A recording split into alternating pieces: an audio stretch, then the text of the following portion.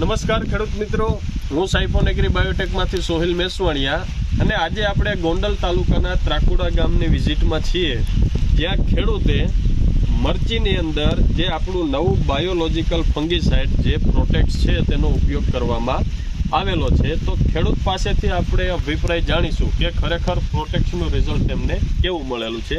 તો સૌપ્રથમ તમારું નામ જણાવજો. મારું નામ અસલમ મજીદભાઈ ડેલા, ગામ ત્રાકુડા, તાલુકો ગોંડલ. મારે આ મરચીના સુકારા માટે આનો ઉપયોગ કરેલ છે, પ્રોટેક્સનો. બરોબર. તો અસલમભાઈ, તમારે મરચી કેટલા વીઘાનું વાવેતર છે? મારે 5 વીઘાનું વાવેતર છે. મરચીના સુકારામાં પહેલાં ડેમો આવેલ છે, એ પછી મેં આનો આખો 5 વીઘામાં ઉપયોગ કરેલ છે.